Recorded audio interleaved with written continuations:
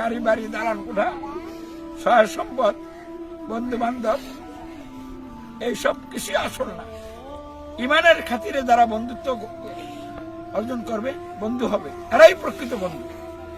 নিজের ছেলে মেয়েও বন্ধু হবে না যদি ইমানের পথে না আসে। তাহলে আমরা ইমানের ভিত্তিতে একে অপরকে ভালোবেসে দুনিয়ায় বেঁচে থাকি। কতদিন আমরা এই আন্দোলন নিয়ে এগিয়ে যেতে চাই এবং আখিরাতে যেন আমরা সকলে আবার একসাথে জান্নাতে থাকতে পারি, রসুলের সাথে যেন আমাদের জান্নাতে থাকাটা হয়ে যায়। সেই লক্ষ্যে আল্লাহ আমাদেরকে ইমানি দায়িত্ব পালন করার তৌফিক দান করো, কবুল করো, বলেন আমিন। বাংলাদেশ সারা পৃথিবীতে মানবতা মনুষ্যত্ব বিলীন হয়ে গেছে। হিংসতা পশুত্ব সারা পৃথিবীর মানুষকে এমন ভাবে গ্রাস করছে, মানবোচিত ব্যবস্থা ঘেরা করলে আটকাইয়া দুনিয়ার জীবনে আল্লাহ আযাব গজবের শিকার হইয়া দুর্ভোগ ও অশান্তিতে কাল কাটাচ্ছে। আর এই অবস্থায় মানুষ প্রতিনিয়ত মরতেছে, আর আখিরাতের জীবন তাদের কি হইতেছে? ধ্বংস হইতেছে। দুনিয়ায় দুর্ভোগ অশান্তি থেকে বাঁচার জন্য মানুষের জীবনে সুশাসন এবং ন্যায় বিচার প্রতিষ্ঠা হওয়া দরকার। সুশাসন এবং ন্যায় বিচার প্রতিষ্ঠা করতে হলে নিখুঁত আদর্শ দরকার। আর নিখুঁত আদর্শ হচ্ছে আল্লাহর দেওয়া জীবন ব্যবস্থা ইসলাম। ইসলাম ছাড়া আর কোনো ব্যবস্থা নাই যেগুলিকে আদর্শ বলা যায়। তাহলে মানুষের রচিত ব্যবস্থা আদর্শ না, এগুলি মূলত কি? দুর্নীতি এবং এগুলি চরম অজ্ঞতা। কারণ আল্লাহর সার্বভৌমত্বের বিরুদ্ধে বিদ্রোহ করে মানুষের উপরে সার্বভৌমত্ব আরোপ করে এসব ব্যবস্থার উৎপত্তি হয়েছে, রচিত হয়েছে। মানুষ আন্দাজ এবং অনুমানের ভিত্তিতে এসব ব্যবস্থা কি করছে? রচনা করছে। এজন্য এগুলি হলো চরম অজ্ঞতা ছাড়া আর কিছু না। আর এই মানবোচিত ব্যবস্থা দিয়ে পৃথিবীর প্রতিটি রাষ্ট্র গঠন হয়েছে, চলছে, যার কারণে দুর্ভোগ অশান্তি বাড়তেছে, আল্লাহ আযাব গজবের মাত্রা বাড়তেছে। এর থেকে বাঁচার জন্য ইসলাম প্রতিষ্ঠা হওয়া খুব জরুরি। আর ইসলাম প্রতিষ্ঠার জন্য আল্লাহর গাইডলাইন এবং আল্লাহর সর্বোচ্চ নবী রাসূল হযরত মুহাম্মদ ইসলামের প্রদর্শিত পদ্ধতি ছাড়া অন্য কোনো পথ নাই। আমরা ইসলামী সমাজ, ইসলামটা কি এটাও জানছি বুঝছি। মানব জাতির সমাজ রাষ্ট্র সমগ্র জীবন গঠন পরিচালনা করার জন্য সার্বভৌম ক্ষমতার একমাত্র মালিক সৃষ্টিকর্তা আল্লাহ প্রদত্ত প্রয়োজনীয় সকল আইন বিধান সম্বলিত কল্যাণকর পরিপূর্ণ একমাত্র জীবন ব্যবস্থা হচ্ছে ইসলাম।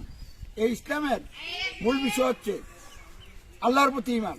আর আল্লাহর প্রতি ঈমান হচ্ছে মানুষের সমাজ রাষ্ট্র গঠন ও পরিচালনা সহ জীবনের সকল ক্ষেত্রে সার্বভৌমত্ব আইন বিধান নিরঙ্কুশ করতে একমাত্র আল্লাহ, মানুষের নয়।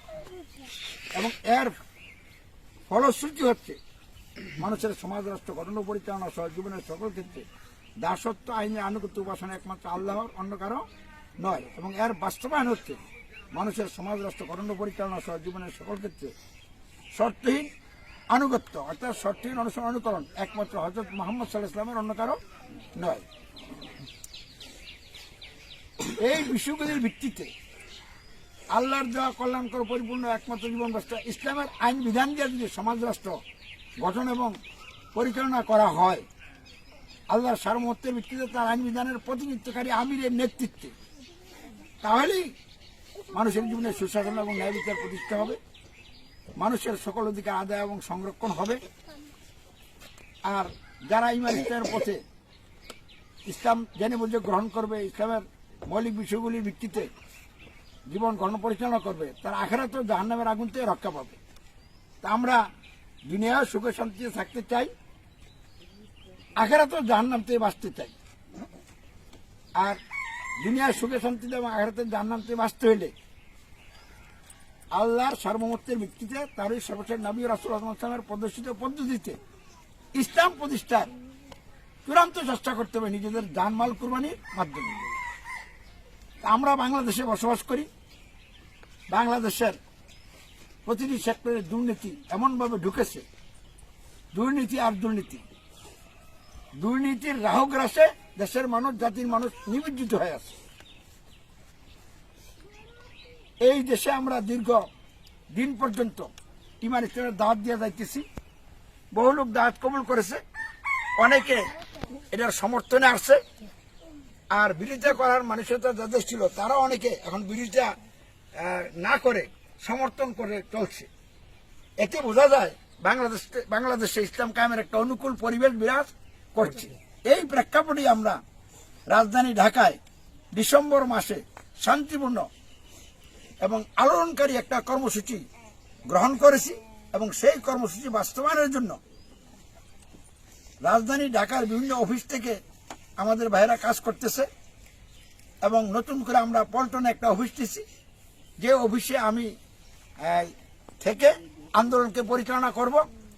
তো আজকে পরিবার পরিজনের কিছু সংখ্যক লোককে নিয়ে পল্টন অফিসের উদ্দেশ্যে আমরা রওনা দিচ্ছি। আমরা চাই শান্তিপূর্ণ কর্মসূচির মাধ্যমে রাজধানী ঢাকা সহ সারা দেশের মানুষ ইসলাম প্রতিষ্ঠার লক্ষ্যে ঐক্যবদ্ধ হোক, ইসলামী সমাজের নেতৃত্ব ঐক্যবদ্ধ হোক, এবং অতি দ্রুত ইসলাম এই জমিনে কি হোক, প্রতিষ্ঠিত হোক, কায়েম হোক। এবং সরকার সহ দেশবাসীর সকলের আমরা সহযোগিতা চাই, প্রশাসনের সহযোগিতা বিশেষভাবে চাই।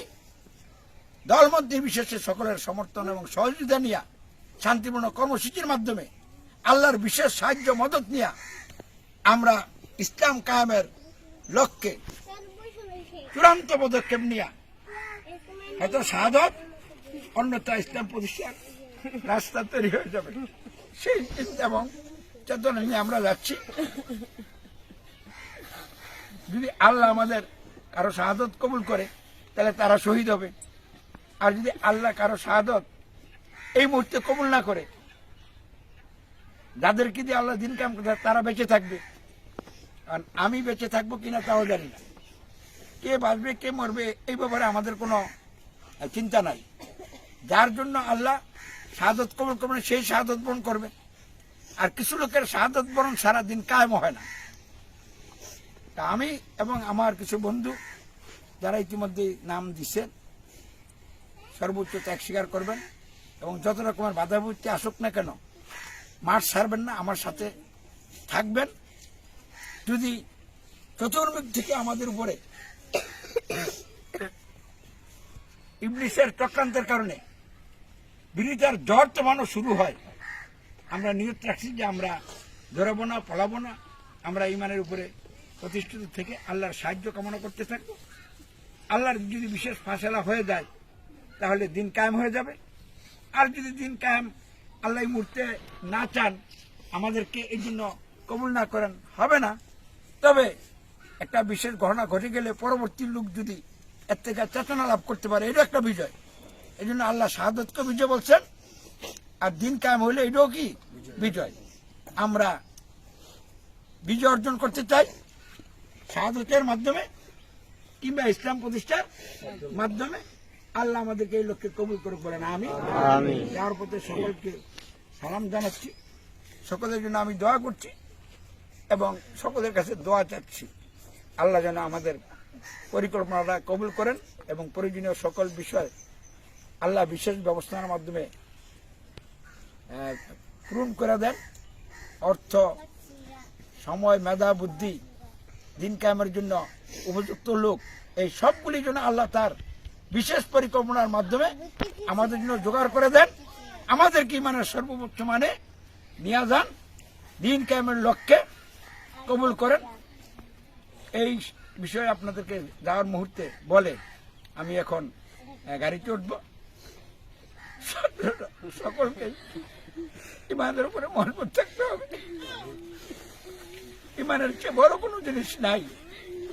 গাড়ি বাড়ি, দালান কোঠা, সহায় সম্পদ, বন্ধু বান্ধব, এইসব কিছুই আসল না। ইমানের খাতিরে যারা বন্ধুত্ব অর্জন করবে, বন্ধু হবে, এরাই প্রকৃত বন্ধু। নিজের ছেলে মেয়েও বন্ধু হবে না যদি ইমানের পথে না আসে। তাহলে আমরা ইমানের ভিত্তিতে একে অপরকে ভালোবেসে দুনিয়ায় যেই কদিন বেঁচে থাকতে চাই, বেঁচে থাকি, ওই কদিন আমরা এই আন্দোলন নিয়ে এগিয়ে যেতে চাই। এবং আখিরাতে যেন আমরা সকলে আবার একসাথে জান্নাতে থাকতে পারি, রসুলের সাথে যেন আমাদের জান্নাতে থাকাটা হয়ে যায়। সেই লক্ষ্যে আল্লাহ আমাদেরকে ইমানি দায়িত্ব পালন করার তৌফিক দান করুক, কবুল করুক বলে না আমি।